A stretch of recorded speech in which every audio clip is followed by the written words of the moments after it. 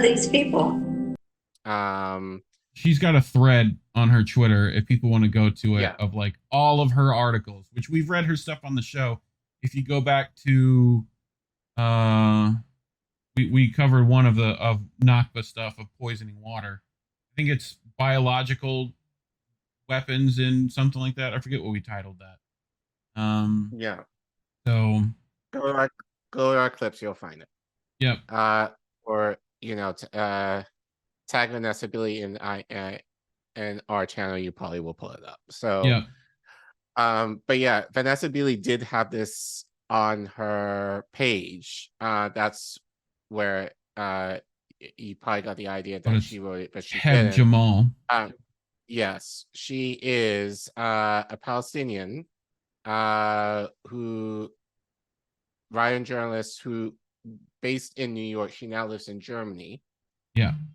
So this is a Substack article actually that she wrote, which I think is very poignant given the weekend's events.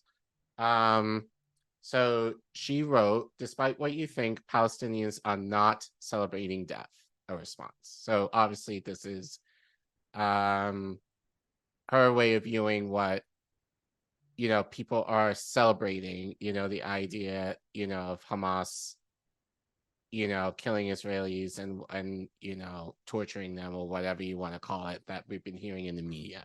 And basically Palestinians are, well, again, the idea is that they're celebrating resistance. They're Right. celebrating the idea of resisting the occupation that has essentially tortured them in essentially a cage for like seven decades. Yeah. That's what they're celebrating. It's not the idea of, well, she's going to get into that. They are She'll also be the best. numb to death at this point. Like the amount of death Right. they've seen, like from the videos I've watched, it's been like, another one. Right. It's sickening. So But anyway, Hebh says, well, she starts with Maya. this quote from Maya Angelou. The caged bird sings with a fearful trill of things unknown, but long for still, and its tune is heard on a distant hill, but a caged bird sings of freedom. Despite what you might think, no, Palestinians are not celebrating death. We do not look at the news and rejoice over the number of Israelis killed. We do not salivate at the sight of blood-drenched bodies. Despite what you might think, we are not well. We do not look at death and feel happiness. The joy you might be seeing is the idea that for the first time in history, we might have a chance to reclaim our land. We might have a chance to end the occupation. We might have a chance to open Gaza's borders, to visit our family without reprisal, and to escape from torturous prisons, this time without a spoon in our hand. Yet, even then, what is it to label it as joy? Yesterday, my cousin-in-law, my husband's first cousin, and my mother-in-law's nephew was killed by the settler colonial state Majid. He was beautiful and just graduated Tal Hebh last year. He was only 20. Now he is gone. We are in a deep state of mourning, anger, and confusion as to how this happened to us so quickly, so soon. Our tears have simply dried on our faces as there weren't enough tissues to hold them. So that's his picture right there, Majid. Right. My family and neighbors are annihilated. A whole family was wiped out yesterday, the Agdu Daga family, with 5 beautiful children that were killed. We are now getting reports of 19 members of the same family killed in a single Israeli airstrike last night in the besieged strip, old and young, men, women, and children, all just gone. Then this there we go. Then this morning, we learned that Israel is using white phosphorus gas on Palestinians in Gaza, a dangerous chemical that continues to burn the skin even with water. My husband recalls it's been deemed a like war crime-ish. Like we're not supposed to use it for that either. Right. So My husband recalls they did the same in 2008 when he was a child. The gas can only be covered, but once it is uncovered, it burned again for days and days, he yep. said. In the West Bank, settlers are being instructed to kill Palestinians on site, and we read our Facebook homepages like they are obituaries, seeing dozens of people we broke bread with disappear in a single moment. When I read posts shocked at how I am not condemning Palestinian militants in this point in time, I feel once again inferior. My value as a human is not seen the same. While we are in the most traumatic and gut-wrenching moments of our lives here, there are some who believe now it is the time to say that we have to condemn. We have to say that love trumps all. I truly goddamn wish that love trumps all. That it is love that leads revolutions. I wanted for my whole life to believe that by protesting long enough, by supporting BDS long enough, by writing long enough, I am actively making a difference. Well, I wasn't. Not in a way that might save my people's existence. In Gaza, despite bombs being dropped overhead, despite us losing tens and tens of our family members right this very second, they know that if it is not now, it will be later. They know this because their whole lives, that is all they had to see. They had to see mutilated bodies. They had to see their children dismembered in front of them, and they had to see their futures destroyed. 2004, 2005, 2008, 2009, 2011, 2014, 2017, 2018, 2021, 2022, 2023. Each war and assault on Gaza, it is the same. Each war, the amount dead was dismissed and treated lesser than. Our humanity is not valued, for if it was, it would be our pursuit for liberation. There has not been success in changing the perception of the Israeli public to actually see us as humans and to accept we will not live in a cage.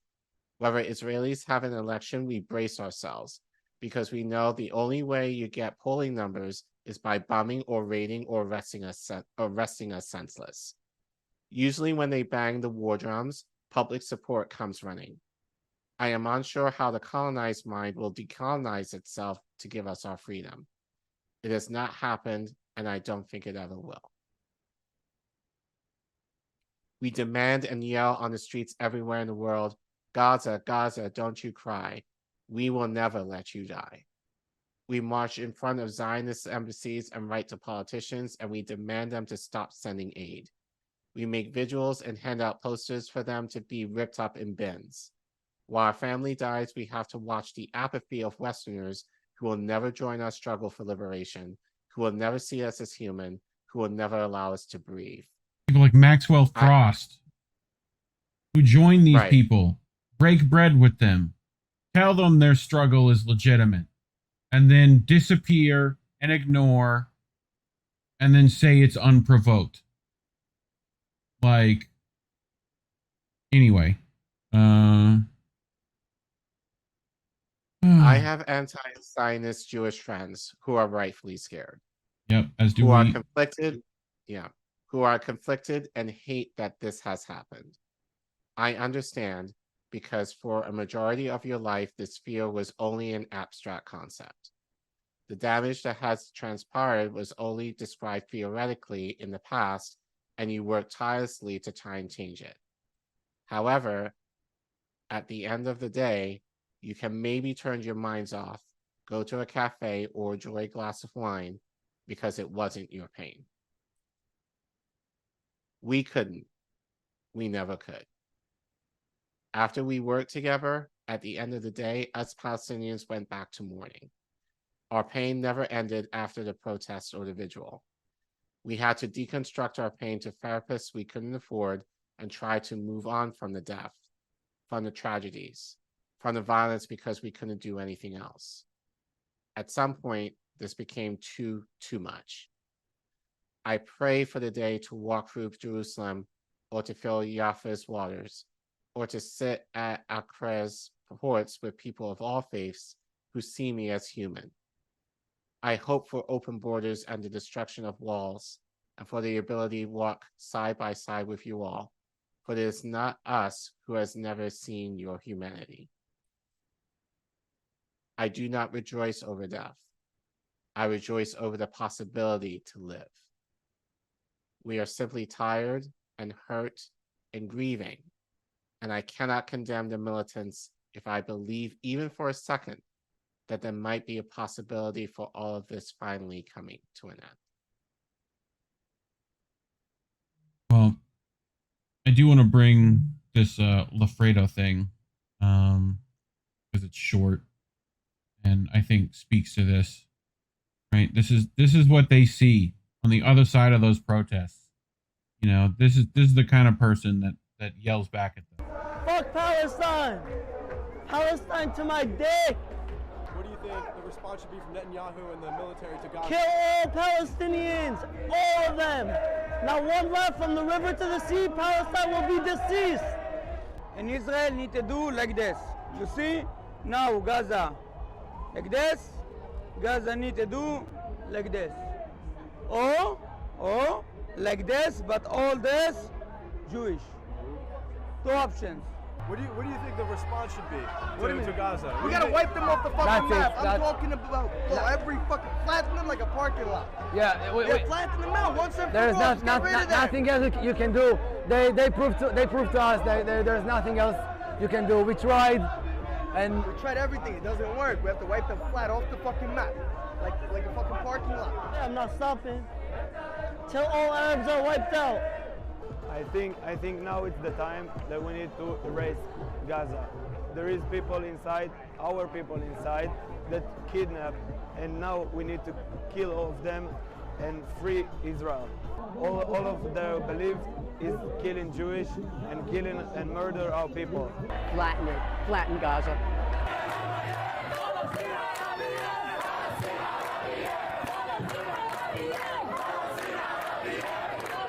That will be the last war in Gaza.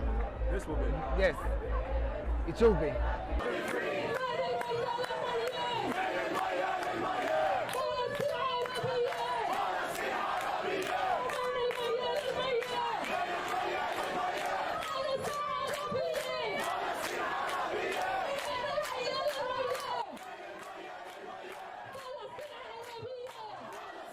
That's NYPD drone.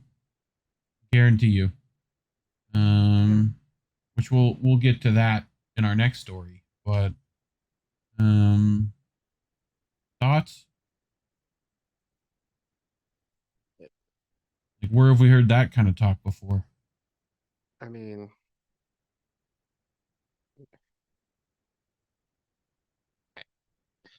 Yeah. yeah, I mean, what can I say? That's me.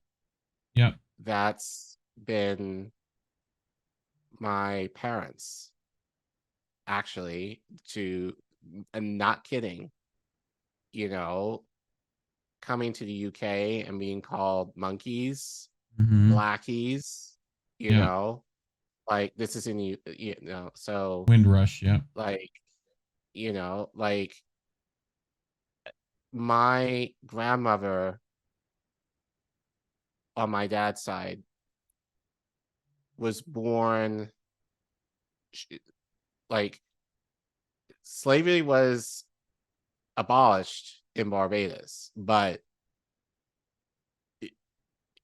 it was still pretty much a thing, Yeah. at the turn of the century. So this, this is my experience. And as I said earlier with pasta, the idea for me to be like, well, it's nothing to do with me because they don't do shit for us, so I'm just gonna, and there's a lot of the ADOS FBAs who are Mhm. like taking the stance of, well, we shouldn't do anything. Like, And there's a lot of American first assholes right now too that are like, well, why do we care? It's big. It's like, yeah, we're saying we already care. We send Right. thousands and thousands of dollars over there. Right. Like, And yeah, this it's is like, Republicans saying turn the sand to glass all over again. This is, you know, like Israel has nukes. Like, do we want to go yes. there? Right. Like, you don't think that's how that Fallout game starts? You know what I'm saying? Like, very easily that could happen.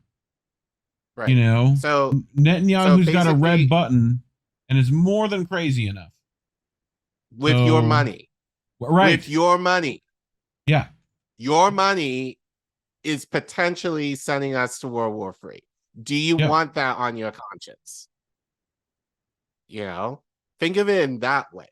Or, as I said earlier, the next time you get stopped by the cops or stopped for having maybe weed and they beat your ass to a pulp, Mm-hmm. that's Israel right there.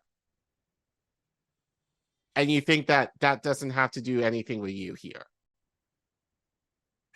Like, it's all connected, folks. And the idea that, and again, I think a lot of it is a lack of education in part, but I think it's just, you know, because it's not a seemingly Black issue, then Yeah. it's like, well, not even that, not an African American issue, then it's like, oh, we have nothing to do with that. We have to take care of our own.